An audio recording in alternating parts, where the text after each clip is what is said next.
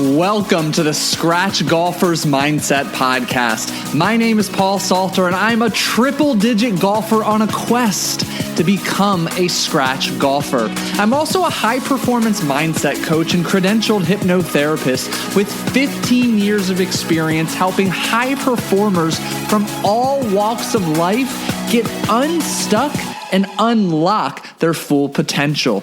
Join me each week as I not only detail my journey, but make mastering the mental game of golf simple, tangible, and relatable so that you can overcome the mental hazards keeping you stuck in the proverbial bunker of poor performance.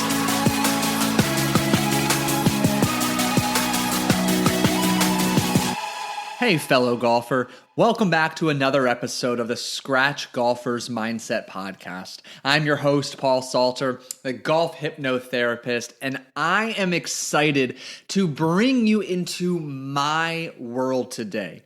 I have the privilege and honor of introducing you to my coach. Yes, that man, that one fateful Friday morning who gave me unsolicited swing advice when I was all by my lonesome on the range early into my golf journey. And that unsolicited swing advice didn't just last 30 seconds, 2 minutes. In fact, it turned into a 30-minute private lesson and ultimately fueled my decision a couple weeks later to contact him and hire him as my coach. I'm proud to introduce Mr. Melvin Beard, who has more than 30 years in the golf teaching world. He is the owner and CEO of A Swing Golf Academy. He has every golf certification and credential under the sun. He is a certified level 2 science and motion instructor, certified adaptive golf coach, mental golf coach. He's also a four-handicap with 8 hole-in-ones to his name. Beyond that, he has worked with numerous professional golfers, works with so many scratch and plus handicap golfers, and as you're going to learn in just a couple of moments, he is a library of knowledge. He has an incredibly unique collection of expertise and experience, both professionally coaching as well as playing and helping others. And the way that he brings in every element of the mental and emotional game of golf to meet his students where they're at to help them achieve their goal is, to be frank, just indescribably awesome. So without further ado, please help me in welcoming Mr. Melvin Beard to the show.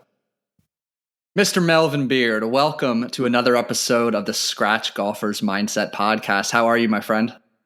Wonderful. Good. Yeah. Just got off the golf course. I'm not surprised, and I'm really excited about this conversation. So appreciative of you making the time to join me. And I want to just dive right in by beginning to paint a picture for our listeners. Who is Melvin Beard? Take a moment to share more about your experience and your expertise. Let's see. Been a golf pro for 31 years. Been playing the game 36 years. Been a PGA pro for over 9-10 years. A businessman that really loves the game, that just took over my life. That I'm a retired chef gone golf pro. So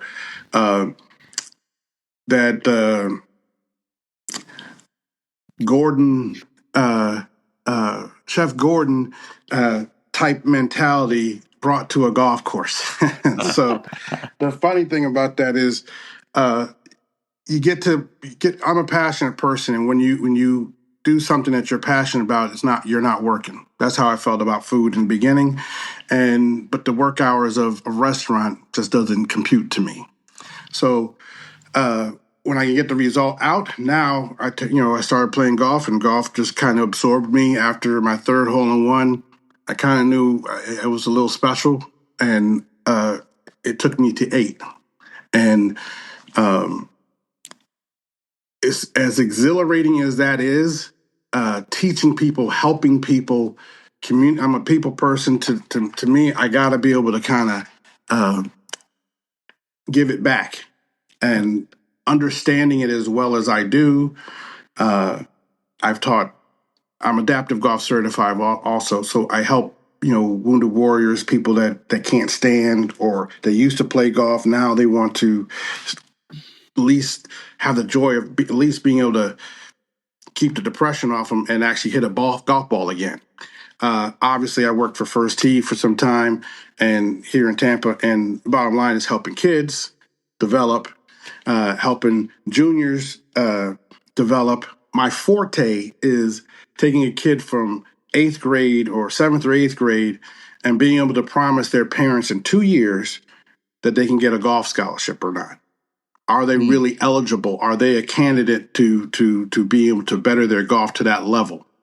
I have 9 kids on a full ride golf scholarship that I've taught, in that same spirit and direction.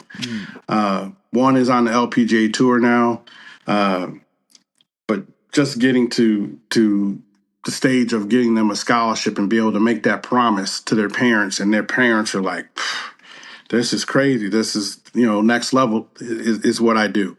Obviously, I teach people, your age, my age, the game and basics, but I just pride myself on not giving fluff and telling the truth and letting the customer and client understand that this game is 98% mental. And most people, that does not make sense to them. We're 2% physical. Yeah, 2% physical, but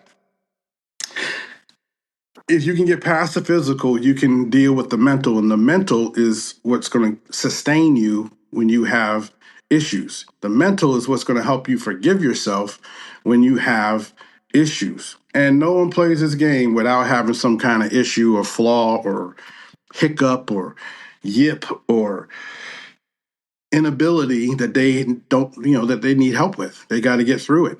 So I've always been a mental game person. That's what kind of helped me develop, and read all these books and worked through it and implementing it into my lessons. Just helps me get that phone call from 1,700 students in South Florida, where my golf academy was, to this day, Melvin, and it's just me talking to them and talking them through whatever the issue is. Now they're comfortable. Now they break the cycle of what they used to do. It's a game of love for me, giving it back, making it happen, getting out of your own way mentality when it comes to being mental with it. But that's Melvin in a nutshell. Yeah, and I love Melvin in a nutshell, and that's what really drew you to me. And I've joked on previous episodes, and you and I've said this to you. What turned out to be unsolicited swing advice one lonely morning on a Friday at the range at Rogers Park turned out to be a fantastic coaching relationship. But what stood out to me was you didn't lean in with just this overhyped fluff swing technique, blah blah blah. You really took a moment to not only get to know me, but really start painting the picture of the individual leading through that mental lens. So I'm curious to know whether you're starting with that 7th or 8th grader who has ambitions to get a scholarship, or even when you're working with someone like me who can look you in the eye and tell you, I want to be a scratch golfer, and you can truly feel that level of commitment. Talk the listeners through how you're beginning to build that coaching relationship and mold that athlete the way he or she needs to be, not the way they want to be. Yeah, so I go a little bit earlier than like I'm going to yesterday. I had Genevieve, which is 8 years old, her sister that is 7, and Genevieve is stronger and can make the moves, and Melina is smaller and not the weight of the 8-year-old. She's got to get her nutrition in it to the level she's got a little bit more stamina and is growing. I tell them both, okay, what I tell her is not for you. What you're going to get is a little different than what your sister's going to get. It's different level, different language, different size, different body. Just like I would tell a guy that's got more girth, you're not going to swing like the flat-bellied guy over there. You're not going to swing like Mr. Athlete over here. You're going to do what is made for your body and to work through it. So I let them understand first individually, you're getting direct from me, not tips, not this is a lesson, not just tips. I'll give you a tip here or there because I see you hitting balls while I'm in another lesson. Hey, a little taller. Hey, higher left, lower right, or whatever you're hitting a driver or something. But it's just little things I see. However, the approach is everybody needs that time and attention, that dedication to what their needs are, not what everybody else is doing. They can look up and down the line on the range. Everybody's doing something different. So the point is they got to understand their uniqueness to what the situation is. But I think it's more so I try to build the confidence of the person because you cannot play this game without confidence. I'm not saying you're going to be cocky, but you got to trust you and know what your ability level is, what you can get away with, what like I've taught Patrick Peterson to Eddie Jones. These are athletes. These guys are ball strikers, but they had the competition to kind of fuel their energy of I got to keep being patient. I gotta work through it. Now you have someone that didn't play sports that doesn't have that kind of competition or I'm going to get it. You got to build them to the level where you got to tell me something good to happen out of that shot. Every single time. Every time they get up over the ball, they got to tell first thing that comes out your mouth has to be something positive about what that shot was. Did it go straight? Did you get it? That one got in the air. So what it was in the tree, it got in the air. So you accomplished getting the ball in the air. You hit down on the ball for the ball to go up to get in the air. Or you hit the ball straight. Yeah, it was along the ground, didn't get in the air, but it was, it was a worm burner. Okay, but it was straight. You got to build from success that you have each single time for them to be able to kind of check it because as soon as they're mental, as soon as it comes out their mouth, your ears are recording basically of, oh, I stink. Oh, this happened. You got to take the anxiety out and forgive yourself really fast. And I think that's how I just teach to, that's okay. Keep working. Proper practice prevents poor progress. It doesn't have to feel warm and fuzzy. It has to be the truth. Okay? So if your practice is correct, you're going to start seeing results. Then the habit's going to come back in just to distort that, how your brain works. But then you got to be able to find all the positives out of that so that you can actually stay there long enough to feel the unconsciously competent start. Now you reset into, okay, I'm doing it consistent. Now you're proving it to yourself that you're doing all let's say 10 things. They all got to be, you can't have one at 90, one at 10. Can't have one at 20, one at 80. Can't have one at 40, one at 60. They all got to be done at 50%. So all of them are even. Only at 50%. That's a passing grade when it comes to golf. As long as you're doing the piece. Yeah. You put all of those together, they're all at 50%. That's when you're killing it, literally killing the ball, and you didn't leave anything behind. You did your finish. You're balanced. You use your forward shaft angle through the ball. You use the club the way it was designed to be used. Now your confidence starting to grow. Now you're getting out of your own way. And once you start to help them understand that process, and they're kind of like, I guess that could work. Yeah, it can work. It worked for so many other people. Yeah. I just don't try to do it textbook the way everybody else does it. I got to be uniquely to me, and I think my communication skills are very clear, pretty concise. If you're not lying, you just tell the truth. it's going to come across if you're passionate about the game, and everybody like, no, Melvin, he's passionate about it. He's going to tell you, you know.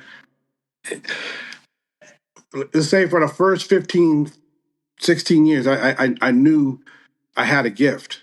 But after that point, then it became down to taking on all the challenges and the people that you look at this swing. I don't know if I want to untangle that. I don't know. It all depends on if they're mentally ready for that change. If they're mentally ready for that change, now I got to kind of like, okay, I got to dial up that channel. I got to, kind of communicate with them so we're understanding how the goals set them, how to get them to where they're not going to fail horribly, because everybody in this game has to fail or you don't learn. So being able to accept the fail before it happens, or recognize it like, okay, that's not working, but doesn't mean you give up or you stop. That means you're even more passionate about what is it that's not working. Say that to me again, or go through. I think I incrementally break the swing down to where it's palatable to the person's mental to reproduce it, even at a 6-year-old 7 kid, to a 46 to 8-year-old guy, or 77-year-old woman that's trying to hit the ball like her playing mates, and she just doesn't have experience of using her body correctly. Yeah.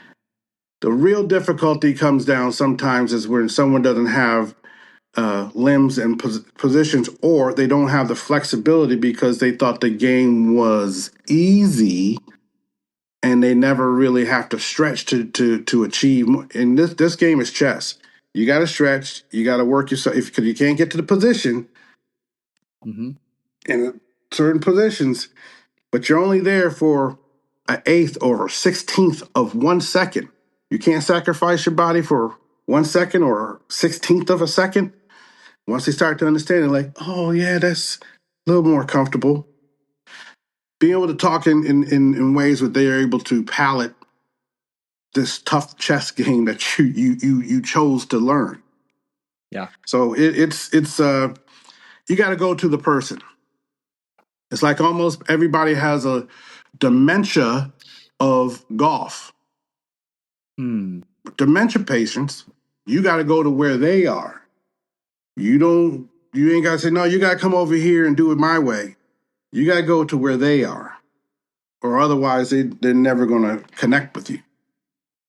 Yeah, so well said. And something that stands out to me, I remember one of our lessons, I was struggling to make solid, consistent contact with what we were working on. And all you did for me was you went and put a tee down. We're on the range and you put the ball up just a little bit. And lo and behold, I wasn't striking down all the way. Just having that tee up, I started making quality contact. And going back to your point about the power of confidence, I instantly built confidence. It reinforced the technique that felt uncomfortable was paying off. It worked with that subtle change. Then obviously we got rid of the tee. But I just want to highlight for the listeners, it's the subtle changes like that to find the positive, to quickly boost confidence on demand, help sustain you when you're learning elements of the game, as you've alluded to, should feel uncomfortable. If it wasn't uncomfortable, you'd already be doing it. You probably wouldn't be taking lessons in the first place. Yes, definitely.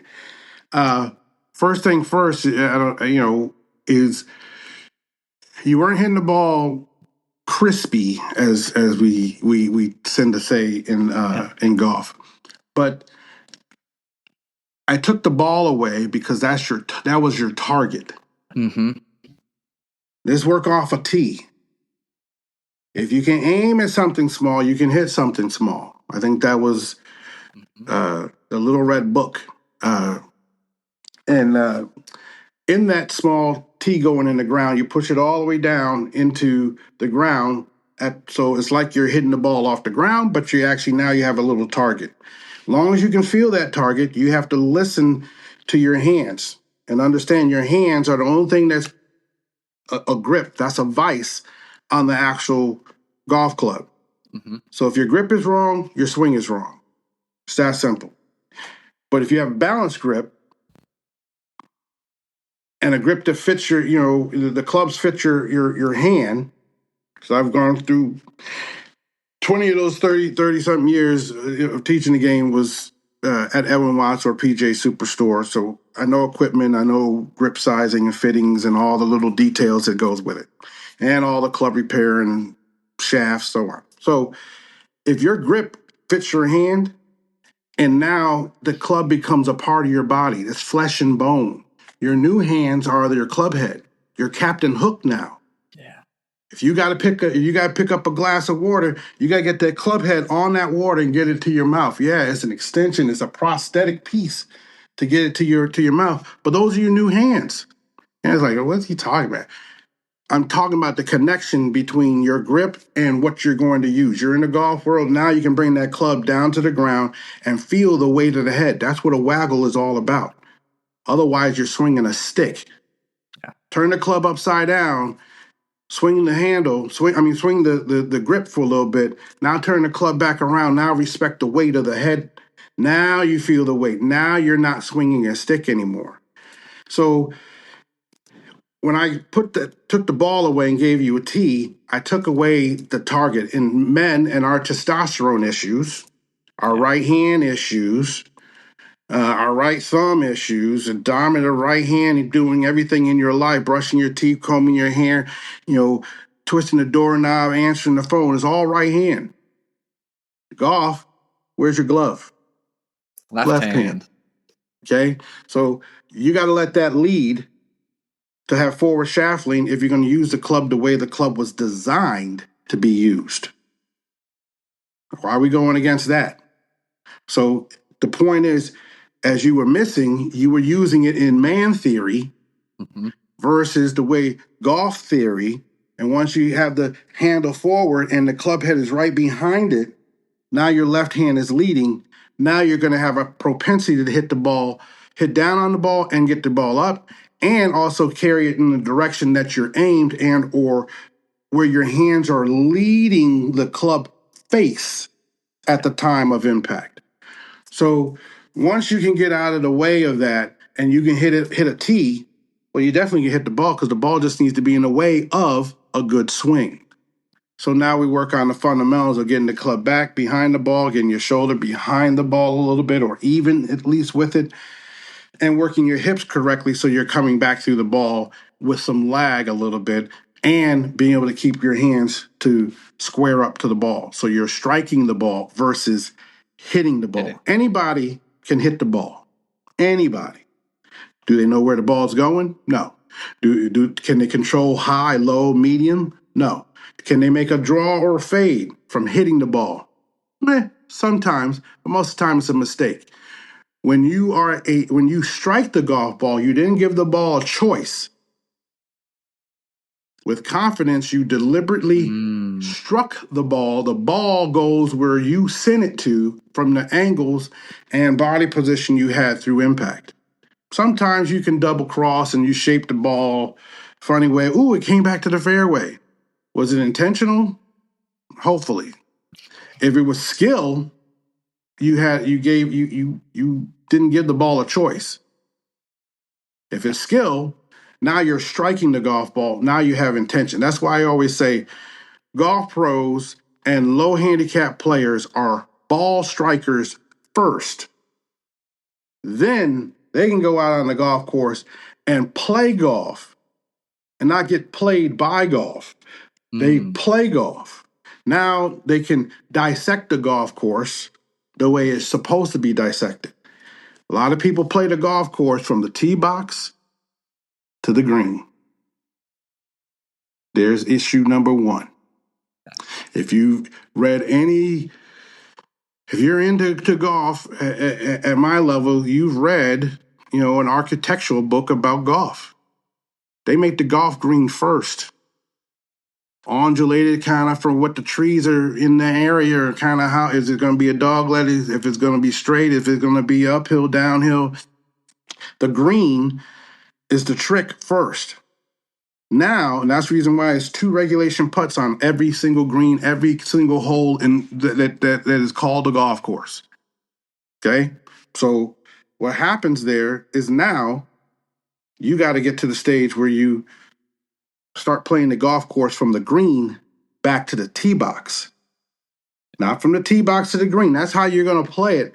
But mentally, you got to know, is it par 4, par 5, what I'm trying to do? What's my best distance going into the hole? What have you practiced? What is your best distance? You got to know that club. Yeah. If you know that club is a pitching wedge, you know that club is a 7-iron, you know that club is an 8-iron, 9-iron, whatever it is, you need to leave yourself back from that green from at that distance. And from there, that's your dissection. Now that's your first one. Now from your tee box, just say it's 400 yards to whatever that 135 is your number going into the hole. Okay, well you got 200 yards, so you need to hit a 200-yard shot and then another 200-yard shot, and you're at your spot. Now you can dissect that ball and take it right in on that par 5. Now you got 2 putts. Now you can miss the first one, but be it on the high side of a hole. Now you got a TV tap in, or you made it and you made a birdie. But now it comes down to your awareness of how you read the green. What's the most important? Can you leave the ball to the high side? Can you putt the uncomfortable putt? Can you hit the uncomfortable tee shot? I tell most of my students, don't ever start a round of golf hitting your driver. Doesn't make sense. This is a 98% mental game. Why are you going to put the one club that can be the highest risk factor on your very first shot? Now, you drive the ball great, you hit the ball flawlessly, and you never miss a drive. I like to know your name. I like to see who you are. But everybody has some issue with a driver when they're nervous or they haven't practiced enough. So what happens? You leave that out in the next fairway. Hopefully there are no out of bounds stakes. So out of bounds stakes, you're looking at 2. You're hitting 3. Okay. Bottom line, you got to play the USGA rules. But when you really do that, now you start to, okay, I got to hone in and focus on targets. Off the tee, I just need to lead it in the fairway. I need 200 yards. Why am I hitting my driver? Let's hit a 3-wood. Let's hit a hybrid. Let's hit a 4-iron. Let's keep it in play. Mm-hmm. I know I can talk, but the bottom line is that there are times where I have to show, especially juniors, especially this 12 to 16 range junior, that you don't have to have a driver off the tee. And it's hard to for them to compute because they want to hit the big stick. Yeah. You hit an 8-iron, 140. Hit another 8-iron, 140. You're in the fairway. Yeah. Hit another 8-iron, 140. You're on the green on a par 5. Yeah. If not short. And if you got a putting game, you can be short and chip up. Maybe chip it in, maybe birdie. Or you chipped it closer to the hole. Now you can make that one putt and have a little pressure on yourself. And, I just made my first par. But why are we trying to go after it so hard? You're not on TV.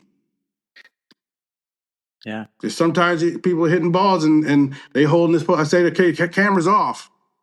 Let's go. Next hole. You got to turn it on like a switch. You got to turn it off like a switch. I just imagine upon that for me. Like, mm-hmm. I think I want to hear more about, like, I know it because you've had to tell me 15 times, but you alluded to it, and then we're bringing it full circle. This man theory, like, comes back to the driver. Like, I loved your expression for me that I've even shared on this podcast. Like, you got to leave the testosterone in the car. Help our listeners really understand just how counterproductive that testosterone-filled right-hand leading, strategy can be when it comes to playing your best. Ooh. Playing your best means you didn't just leave it in the car. Playing your best, you left that 5 months ago in the old house you used to live in that you can't even remember the address of. Okay, you're like, oh, that's my old place. This is my new address. It's just that far behind you. Right hand has committed to the lesson the left hand has given it through impact. They both work together. There's times when you'll hear me say to you, knuckle down and square the back of that hand to the ball. But then I also say right hand shoving it down the line. They both are doing the same thing, but somewhere in the control of what you're doing at impact, sometimes you have to go with placement. That's what a grip and a vice is. That vice comes together the same way each time. You roll the vice and you're working it. That vice doesn't come in crooked. It comes in the same way each time. Then those hands actually just fall in place. They're done.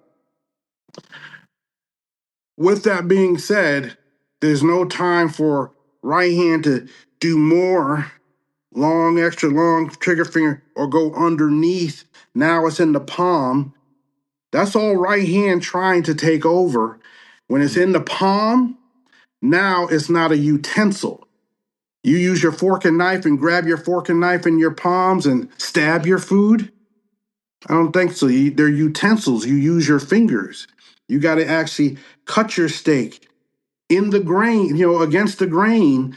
You got to actually, get the green beans on the fork. You got to use your fingers to do that. They're utensils. It's the same thing. It's just a bigger utensil. So you're here. So now you have balance. Now they both were working together, and you'll get used to just your hands being your hands, but it's more now your swing and your turn. Do you want, you can play this game. You can cut one arm off, cut another arm off.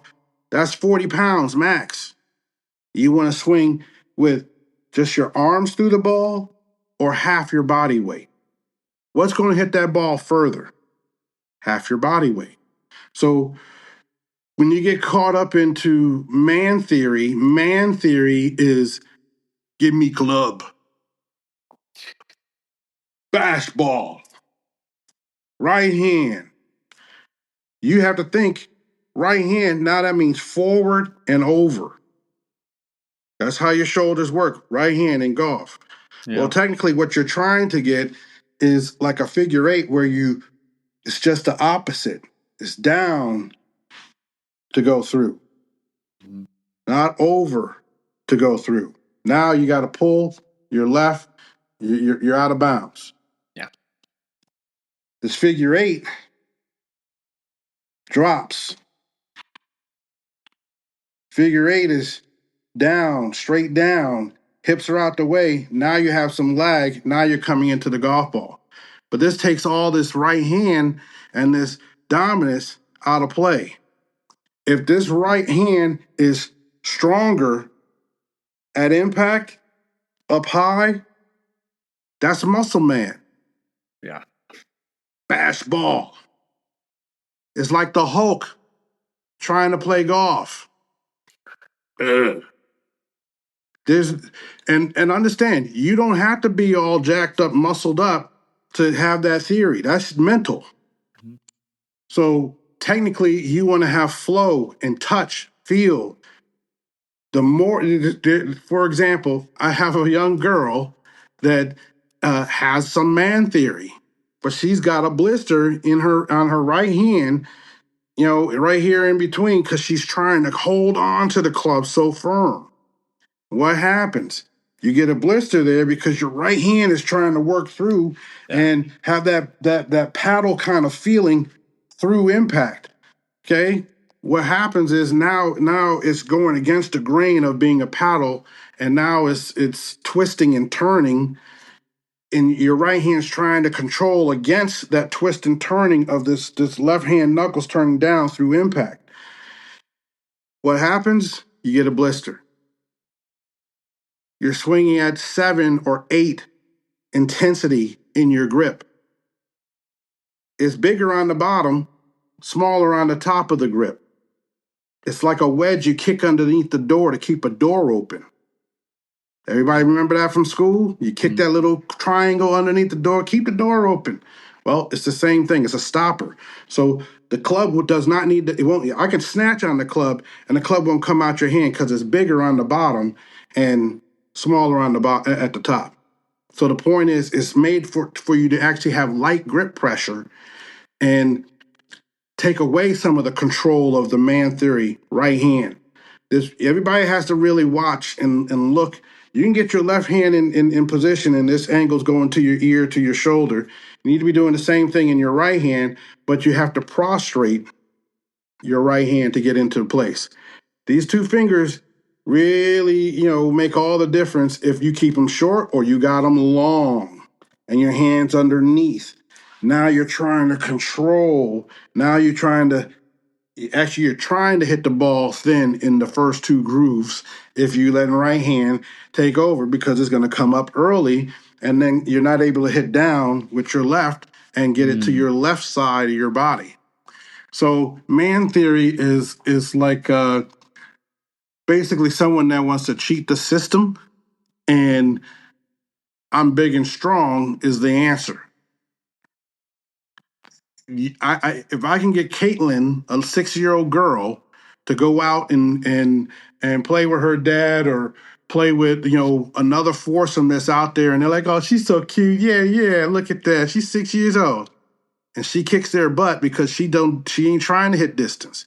She's trying to hit her 130-yard shot down the fairway, and she does it really good with another fairway wood, and so she can hit another 100 yards further down the fairway. She can hit that same 100-yard shot and get it up, maybe up to the front of the green, and then she can chip because she's really good in her short game, because she can manage that better than she can manage the full swing. She can chip, and then she can putt really good. Guess what? She may par and she may be bogey, but the adult that can really overpower the course doesn't want to manage it, and they playing army golf, left and right. And then they finally get it to the green and they're looking at double bogey and they didn't even putt yet. It all depends on the parameters you allow for yourself and how much you invest in yourself in the game.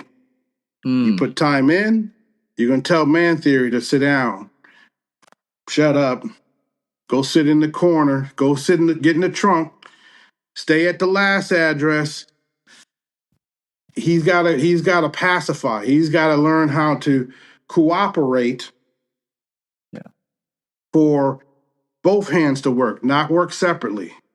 Most of the time, a lot of higher hand cats are trying to work separately, and this elbow goes up because he's trying to get in there instead of coming down and getting into the ball. It's a discipline that has to happen. That's a great word. I agree. And I think it's interesting. I've remarked before, our very first lesson together, we focused on grip for far longer than I cared to admit that I wanted to say the least.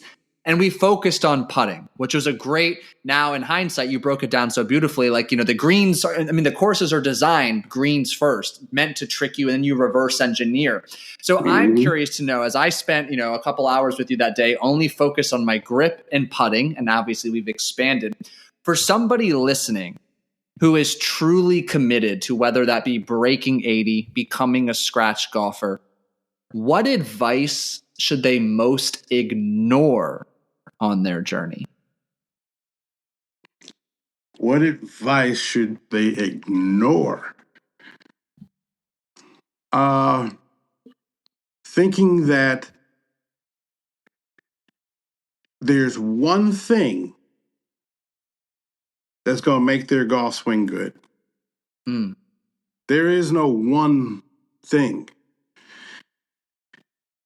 Let's just say you're doing I've heard it for over 35 years. If I could just do this, I'd have it. Well, it's not just short game. Okay, fine. You're long, you're straight, you can get it there, but your short game gives you the most trouble. Well, you got to dig into short game. I use these wire rings. We haven't gotten to it in our sessions, but this wire ring for short game. I have a 2-foot ring around the hole. You just put it around the hole. It's very thin, so you can actually roll the ball and it'll go over and still not lose any speed. I have a 4-foot ring. I have a 6-foot ring. I have an 8-foot ring.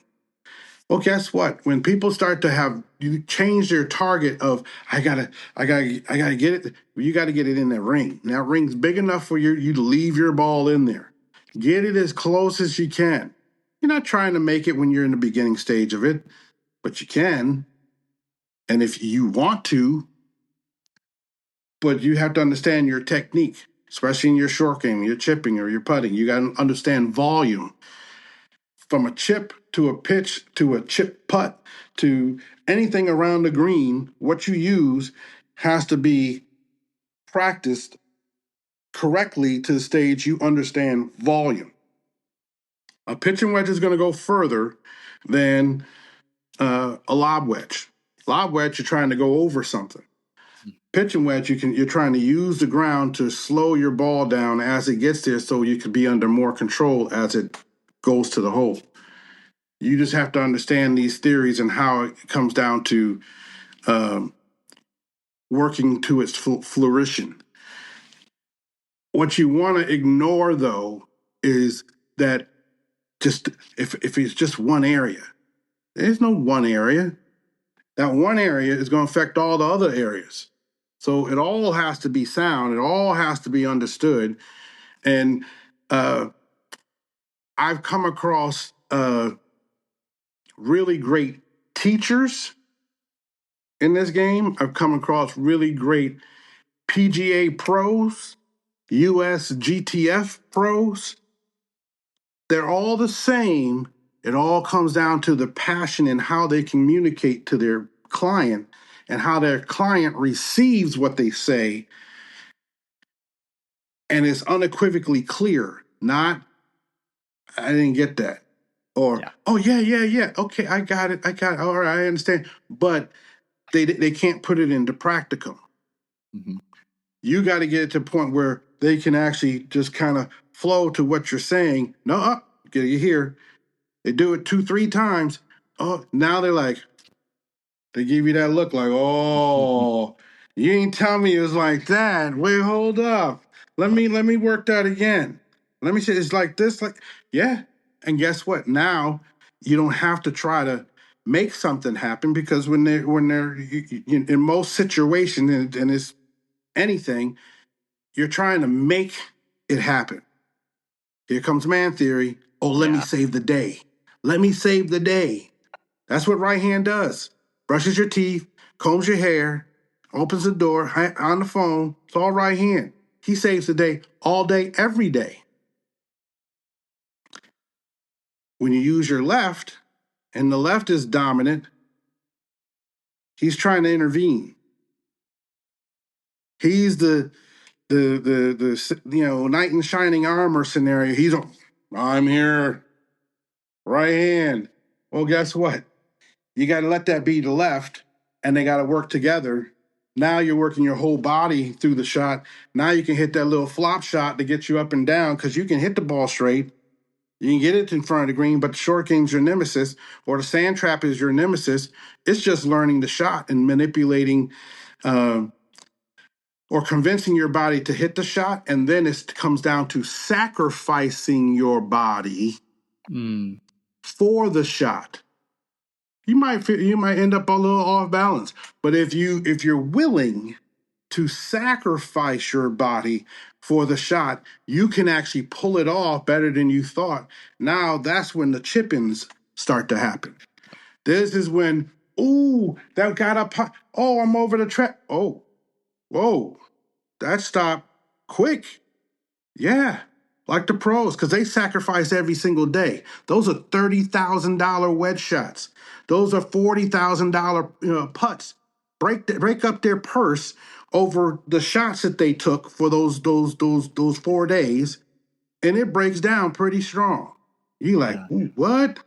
Well, guess what? That's pressure. Pressure busts pipes, but pressure also makes diamonds. So who are you? I ask him. I ask my student, what are you? Are you gonna bust pipes, or you gonna make diamonds? What you gonna do? Because confidence wise, you got to make a decision. That's the why in the road. Are you gonna beat yourself up over here on on why in the road left, or you're gonna actually champion yourself and be patient with yourself and work through your problems and educate yourself to the point where I'm fit. I actually have a choice. When you get out of your own way, 90% of the time when it comes to golf, you're gonna find your way. Like, this is what I do. Nice, Bob. Appreciate that. This is what I do. Hey, good birdie, Sarah. My birdie is on this next hole. Keeping it positive. Ooh, bad tee shot. Well, it happens. Next, let's get to the ball. Let's get to the ball. It's not about talking about what you did wrong and get to the ball. Hit the next shot. Now you're back in the fairway. Now you can attack your next shot or focus on what's important or what's in front of you versus what you did before. You got to have a short memory in this game. Mm-hmm. That miss, short memory. Why you hanging on to it? TV cameras off. Turn it off. Next, edit button. Next. You just have to have a short memory because you're positive and confident in your ability. That doesn't just go away. But once you're confident, now you're digging into you. You're investing in yourself of saying, I'm going to persevere. I'm not going to just give up on this. I got to get out of my own way to let that happen. On that note, I would love to hear specifically, at least in my realm, one of your expertise and niches of expertise is the game of putting. What is the most common mistake you see truly committed golfers make when it comes to the mental approach of putting?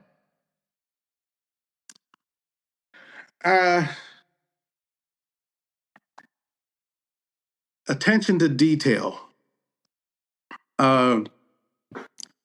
Attention to detail. So I use Sam Putting Lab. Okay, most of the time when you see Sam Putting Lab, we put you on Sam Putting Lab, didn't we? Yeah, we started there first. So Sam Putting Lab is an ultrasound machine for putting that they generally use on tour. Okay, that's where it started, on tour. But then it was such a great device. Every place you go for fittings, any manufacturer of testing their clubs, it really helps in the selling of a putter, that this one's right for you. It's right eye, left eye diamond, whatever it is, and how you use it. So when the attention to detail is not 100% there, or they don't know enough about putting, I kind of open their eyes when I put them on Sam Putting Lab, because this is everything they've never seen before. You can't physically see 1 degree open, 2 degree, half degree, 0.1%. These are things that help you understand how pure that ball has to roll for it to do what you wanted to do on an undulated surface, when you can't draw and you can't fade a putt. You can only hit a ball, you can only putt the ball straight. You can putt the ball straight, but on the right line to access yourself to the hole with the right speed. So with that, people kind of lose the attention to detail when they're in putting, because they're looking at something they don't feel they can control. It's rolling on the ground, and the ball, you hit the ball hit the ball on the range or on the golf course. At least you can make the ball go high or low, or draw or fade maybe, but more so straight. But you're controlling it because you're hitting it. It's different when you're putting. It's already on the ground. Now you have to adhere to the undulation. Sometimes they don't see the undulation, or sometimes they just not looking. Yeah, they have to follow kind of what you're teaching to really grasp. This is going to break left or right for 1 foot. You got to start at left, or whatever the aim point is, and be able to get that ball to the hole. Most people Most people putt like what they see on TV. What they see on TV is the person walking up to their putt, lining their feet up, hitting the ball, and it's going right at the hole. Break or not, speed or not, it doesn't matter. They're going to get the ball near the hole. These are professionals that do that 45-second walkabout before they actually putt, but the cameras aren't even on them at that point. They're only on them to save time and have edit time to do everything else. And all the 42 people that they're playing in the turn, they want trying to get all their information in, or the top 10 that they're really viewing on camera. They're trying to split all. They don't know who's going to win, so they're trying to capture all the information. So they edit out that 30 seconds of analyzation that just went on before they got to when the camera turned on, and let's get him putting. Here he goes. Oh, here he goes. He's ready right here. And now he gets over the ball and he putts. Well, it's a whole lot more than that. You got to read it from the opposite side of the hole, because if you don't see the full picture. The other side of the hole basically is hindsight. The other side of the hole, behind the flag, on the opposite side of the hole, where your ball's over here, you got to go on this side to look on the opposite side of the hole. Pull the flag, see what the undulation's doing. Does it break right to left? Now you got to use terms from your mouth of standing at the ball. Now that's tricky enough. Yeah. Okay, now left is right and right is left. Okay, but that's the first thing they kind of, well, next thing, now you take that read. You got to be able to use that information on the opposite side of the hole when you're on the opposite side. I'm not going to tell you the secret to that. You got to take a lesson with that. However, the other side of the hole and that information that you absorbed, you got to use it when you're on that 20% side. Now you step up to the ball equally, so you got your step pattern matters as you walk up to the ball. So now you're always going to be in line with the target correctly, or the start line correctly. Once you got that down, now your ball is going in the path of the hole, a little bit to the high side of the hole. But once you start to read it, because that's the difficult part. Once people start to understand so much involved in putting, well, now you understand the reason why there's 2 regulation putts. But if you understand it, now you've gotten out of your own way of, I see the break, I see what I need to do, I got to think about the speed. The speed, I got to produce the speed. Most of the time, they're going to put the ball and put it probably too hard because they're anxious to, do something. But now they hit it too hard. Now it flew past the hole 6 feet, 8 feet, 15 feet. Now they got just as much or more than they had the first time. That can beat you up pretty fast. Yeah. So your main thing is to actually really understand speed, control, putting from your shoulders, not your hands. Your hands, you can do this 19 times. You can do this 100 times, and 19 times these are the same thing. Mm-hmm. You can use your shoulders back and through 100 times. 79 times, this is the same thing. This is your twitch muscles. They're never the same. 19 times they're the same out of 100. This is your larger muscles, your back, your shoulders, your buttocks, your legs. Your body's quiet. You're using larger muscles. They're methodical. They do the same thing each time. Well, guess what? That's 79 times either the same thing out of 100. What do you rather? 19 or 79? Once they start to understand, now it's all about understanding speed. Now the confidence starts. Oh, I left that closer to the hole, about a foot. Now you don't have to think about it anymore. Now you can trust, you can dig into that read and now start it on the correct path. Now you can putt a downhill putt and actually get it to the hole, or creep it in from the high side and it comes in the back or side of the cup because your speed was correct. Yeah. It's a lot to manage, but that's the reason why you got to persevere and just never give up and listen and listen to detail. And how do I get these people to do the detail? I would say out of 36 years playing the game, I probably have like 7 or 8 notebooks. Those 7 or 8 notebooks, I've gone back through and like, man, why do I not do this anymore? But if you're playing this game and you don't take any notes of kind of how you learning this and growing through the process, one, you just took away the largest way that you learn. Yeah. If you got an appointment, what do? You put that appointment in your phone immediately so you can remember, oh, I need to put an alarm on that 2 hours ahead of time. I got to be ready. Or I want to remember 2 days ahead. I put an alarm on 2 days ahead. Oh, what's this? Oh, I got this thing. Well, guess what? You wrote down what's important. Next thing is someone auditory tells you what it is. Okay, you can remember that, but not everybody. Or you're a visual learner, or you read something and you absorb it. You got to, in those 3 or 4 ways, that's how you absorb the information.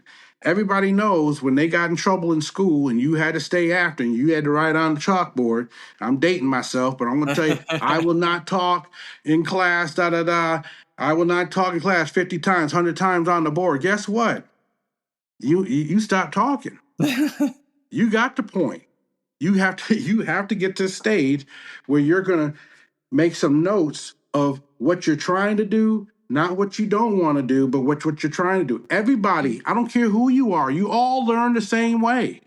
But if your pro is not in emphasizing that right there, I got an 82-year-old man. He taking notes every single time, and he comes to me after after that lesson, after he's played, it's like, Melvin, look at my scorecard. Look at, yeah, that was 7 greens.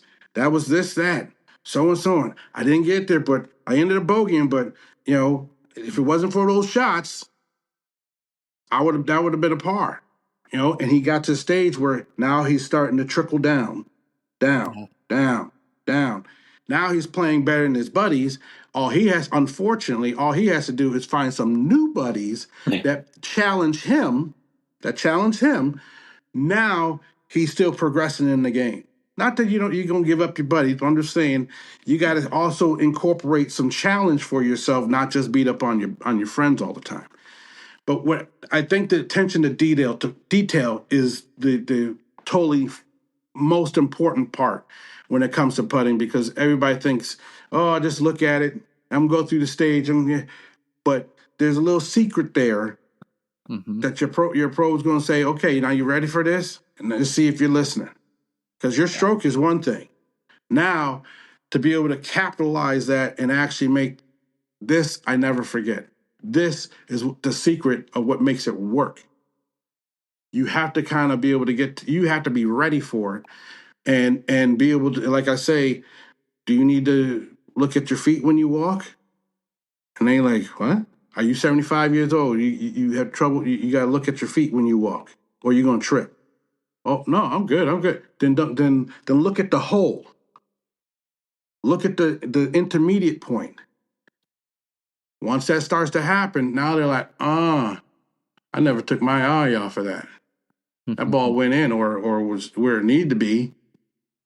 It's attention to detail going through the whole process and kind of dialing it up like you're like the old dial up for your internet. Now your swing is there. Your grip is there. You call it up, dial it up, hit the shot. You want to get to the stage when you're putting and and especially amongst your friends, and you have it when you want people to see your swing. You want you look around, all right, y'all ready, we about to tee off. All right, hit your ball. Okay. You want everybody to kind of show off your focus. You can show off your focus and your dedication, your practice, and everything that you've done, and you hitting it in the middle of the fairway. That's confidence. That's where your posture and everything changes, and you walk off that tee box looking different. Everybody else like, oh, okay, all right. Yeah. I see that. But what they're seeing is your dedication, your perseverance, your mental state. Mm. I don't care about that other fairway is not my target. Passing the berm is not the distance I want to hit it. I want to hit it in the middle of the fairway. Less is more, because the harder you swing, the more inaccurate you become. You skip steps. The harder you swing, you skip steps. It's guaranteed. So if you swing at 80%, you can hit more fairways. You swing at 60%, you're going to definitely hit a fairway. Unless you pull and push and doing something a little more than you need to, but that's you adding an extra step in there where you only needed 5 things, you put in 7 or 4, But you just got to be confident, and you got to show off your focus. You got to show off dialing it in. There's a spot in Bagger Vance's movie where he had to hit it through this hole. He envisioned my ball's going straight through that hole. That's the target. Just because I'm in the bush and all out here, I still got to get it. That's my only saving grace right there. And I know I could get that angle. Let's go. Next thing you know, right back to the fairway. You can do what you want. You're the ultimate golf machine. You don't have nuts and bolts that can break or rust. You're the perfect golf machine. That's how you have to think. You just got to turn it on. You got to turn them hydraulics on. Kind of get in position, and now you can actually move it through, which means you have to do what? You got to eat right, so you got the right energy, the right fuel. Mm-hmm. You got to hydrate yourself so you don't break down before 9 holes, or everybody knows their buddies. You're playing 18. You're playing, you got this one buddy, he don't ever hydrate. He never eats. He's always eating junk food. He's always this and that. But you healthy, you working it through. And he's like, no, he's gonna be down by 14. That's when my birdies start. And he was strong up to 14. Now he's like, man, where's the cart girl? I need some caffeine. I need a Red Bull. Well, guess what? She just went past already. Yep. You keep playing. You're focusing on you, what you got to do. He's got to be in just that same kind of focus and take care of the machine, mental, physical. You got to stretch. You got to be able to, keep it moving. And just being thankful that you ain't at work grinding and that you could actually be on the golf course and you can forgive yourself pretty fast because you can't go around tense. That just pushes your serotonin up. Now you can't even focus. Serotonin just, now you're like in panic mode for 2 holes when you just had one bad shot. Yeah. Just one. That puts you in that tunnel vision of bad shot, bad shot, bad shot. No, the focus is I forget myself. Okay, let me hit the next shot. But that serotonin will keep you in that same mind focus and that tension in that body. Now you're stiff because you're trying to, let the serotonin go. Got me? It's different, I know, but no, this is great. I probably went off a topic. No, I'm just telling you, it's all a part. Attention to detail when it comes to putting is what most people.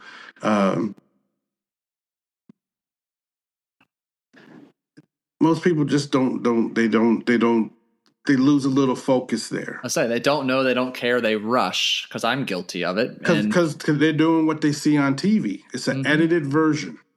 The only time you see that is when it's a U.S. Open and it's the last 2 holes and they kind of already know who's gonna, that these 2 guys or these 3 guys, they're gonna be in a playoff. Now they're capturing every move and the front, the back of their swing, the 80 percentile of the hole and 20 percentile of the putt.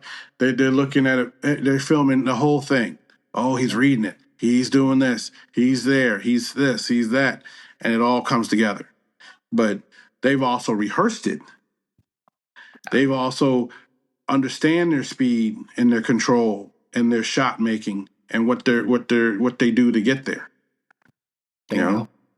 This has been a wealth, a library of education and expertise. So I'm curious, where can our listeners go to connect with you, especially the local ones down here, to learn from you, to work with you? Where should we send them? Well, having a golf academy for over 26 years, South Florida, I moved here to take care of my mom for the last 8 years. Mm-hmm. So, and that golf course got bought out, and it was just like the perfect timing. It was Carolina Club down there in South Florida in Coral Springs. So, moving here, I was like, ooh, I just want to start my academy back up here. But then as I looked at it, it's not as great of an opportunity as I had there. So I'm solo. Mm-hmm. They can reach out to you. They can reach out to myself. My number is 954-873-3781. 954-873-3781. They call my phone. They leave their name and contact. I'm interested in talking with you, lessons, whatever. I send them back a PDF or, what they're interested in, because I do corporate outings. I do home lessons, like, sand putting lab. I bring it to their house, and my air brake, and we learn it right there in your comfort. I give lessons here at Rogers. I go to Orlando sometime. I have a couple places I kind of work out there. Bottom line, though, it's you just got to ring my phone. I'm not big on. Let me put it this way: I've never had a major problem communicating, so I don't have a problem getting lessons. I used to do a lot of Groupon and advertisements, sold 300 lessons every quarter. That was my thing when I had 5 guys. Mm-hmm. Really don't need that right now. It's me, and I have a couple apprentices that I'm working with, and I'm building them to the stage of being at a golf academy. One is getting ready to go on the Asian tour right now. He's a +3. Sick. Awesome dude. Bottom line, though, I'm building to that stage, but it's really your communication of just ringing my phone, 954-873-3781. That's my old Fort Lauderdale number. 1,700 students are still ringing that same phone, and I'm not ever changing it. But that's the contact. You can. Each one, people that my students, I'm referral based. Mm-hmm. I've never been like, oh my God, I gotta have. I just, I'm the old school golf pro that, it's word of mouth. Yeah. It's word of mouth, and those people, like I have at least 2 or 3 people like, yo, that's it, man. This is crazy, because they're just excited about their game. But those are the same ones that are like, yo, I get results. I said, well, your buddy wants, he need help. I'm not going to go to him and to help him. He's got to ring the phone, mm-hmm. and he's got to be interested enough to be serious about making some changes in his game. Now we can talk and see if he's a candidate for me to teach him. Bingo. I love general public, yes, but I rather a referral, because that person is ready to learn. Mm-hmm. When I met you, I just saw that you just, you got a little something funny going on in the grip, and I'm like, if he's got a little something wrong with the grip and all the rest of his physicality is right, and I looked at it like, he's in shape, he's ready to go. You just need to understand something. You need to understand some positions and how physics works through your body to the ball. You're trying to get the power from your body in that club threw the ball. How that works is some detail. Getting out of your own way is what it is. It's mental. What you capitalize on is helping the mental state. That's 98% of the game. People just got to understand it. And that's the reason why I like to, not that I'm keeping it small. Trust me, I can get big real quick. Done it before. Had 5 purveyors, Callaway, Tour Reds, Ping, all of that, at a green grass account. I like the intimacy of me and that one person, and be able to teach my apprentices how to become a mini me scenario, giving quality and being able to get people to score, even if you have to trick yourself. Because in mental, there's sometimes you got to fake it till you make it. And mentally, you got to almost trick yourself to do some of the really great things that make change in your game. Yeah. Well, this has been incredible.